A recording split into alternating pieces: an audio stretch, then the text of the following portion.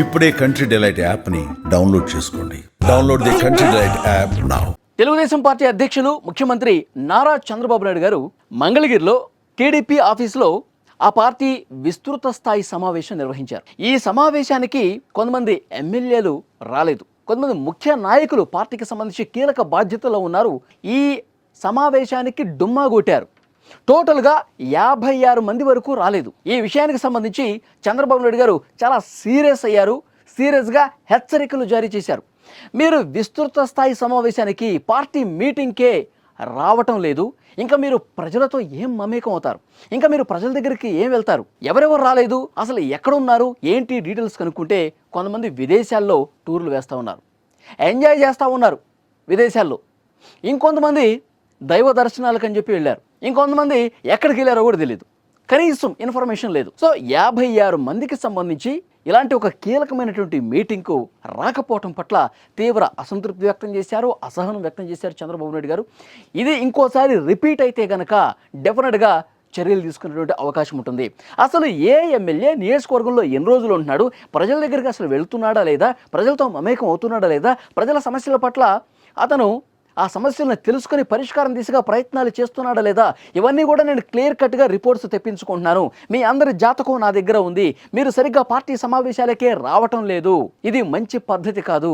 ఈ విధంగా చేస్తే మీ నియోజకవర్గంలో మళ్ళీ మీకు టికెట్ రాదు, మళ్ళీ మీరు గెలిచే అవకాశం కూడా ఉండదు. టికెట్ ఇచ్చినా మీకు గెలిచే అవకాశం ఉండదు. కాబట్టి అలాంటి వాళ్ళ రిపోర్ట్స్ అన్ని కూడా వాళ్ళ పనితీరుకు సంబంధించి ఎప్పటికప్పుడు మేము తెప్పించుకుంటాం. కొంతమంది తానా ఆటా అని చెప్పి విదేశాల్లో వెళ్ళిపోతూ ఉన్నారు సమాచారం లేకుండా. కొంతమంది అసలు కనీసం పార్టీతో టచ్లో కూడా లేకుండా పోతా ఉన్నారు. అడిగేవాడు ఎవడున్నాడు, నేను నియోజకవర్గంలో ఉంటే ఎంత లేకపోతే ఎంత, నేను ప్రజల దగ్గర ప్రతి గడపకు వెళ్ళి ఈ సంవత్సర కాలంలో కూటమి ప్రభుత్వం ఏం చేస్తుందో ప్రజలతో మీరు మమేకం అవ్వండి, మన కార్యక్రమాలు ప్రజలకు చెప్తా ఉండండి, అప్పుడే మనం ప్రజల్లో మంచి పేరు సంపాదిస్తాం.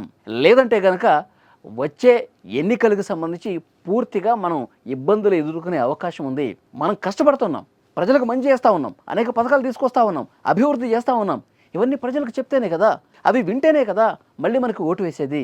ఒకవైపు ప్రతిపక్షం వైఎస్ఆర్ కాంగ్రెస్ పార్టీ మనం హామీలన్నీ కూడా ఇవ్వట్లేదు, మోసం చేస్తున్నాం, బాబు షూరిటీ, మోసం గ్యారంటీ అంటూ వాళ్ళు మన మీద విమర్శలు చేస్తూ ఉన్నారు, జనంలోకి వెళ్తూ ఉన్నారు. కానీ వాళ్ళు జనం నమ్మే ప్రసక్తే లేదు. కానీ వాళ్ళు చేస్తున్న దానికి వ్యతిరేకంగా వాళ్ళు ఏదైతే అబద్ధాలు చెప్తున్నారో ఇవన్నీ కూడా అబద్ధాలు, నిజం ఏంటి, వాస్తవం ఏంటి, ఈ ప్రభుత్వం ఏం చేస్తుందో చెప్పాల్సిన బాధ్యత మీకుంది కదా.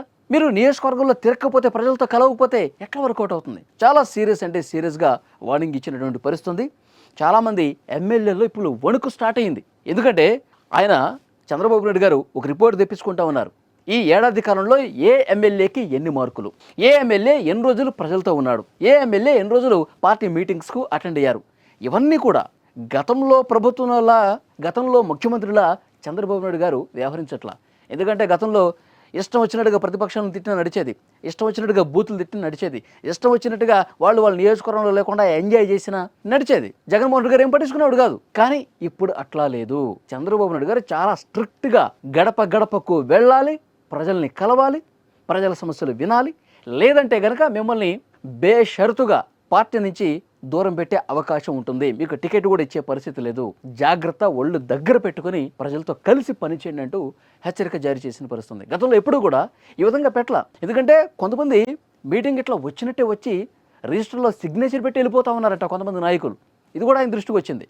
మీరు పని చేయాలన్న ఒక మనసు లేకపోతే, ప్రజలకు మంచి చేయాలన్నటువంటి ఆ తపన లేకపోతే మీరు రాజకీయాల్లో ఉండి కూడా వేస్టే అని చెప్పి చాలా సీరియస్గా చంద్రబాబు నాయుడు గారు వార్నింగ్ ఇచ్చినట్టు పరిస్థితుంది. ఈ మీటింగ్లో చంద్రబాబు నాయుడు గారు చేసినటువంటి వ్యాఖ్యల మీద ఆ పార్టీలో చాలా సీరియస్గా చర్చ జరుగుతుంది. ఎందుకంటే గతంలో ఎప్పుడు కూడా ఈ విధంగా వ్యవహరించలేదు. ఎందుకంటే మళ్ళీ 2029లో ఎట్టి పరిస్థితుల్లో ఈ కూటమి గవర్నమెంట్ మళ్ళీ రావాల్సినటువంటి అవసరం ఉంది, తెలుగుదేశం పార్టీ మళ్ళీ అధికారంలోకి రావాల్సినటువంటి అవసరం ఉంది. అదొక చారిత్రాత్మక ఎన్నికలుగా చూడాల్సిన అవసరం ఉంది. అప్పుడు గెలిస్తేనే ఈ ప్రజలకు మనం మంచి చేసిన వాళ్ళం అవుతాం, ఈ రాష్ట్రానికి మనం మంచి చేసిన వాళ్ళం అవుతాం.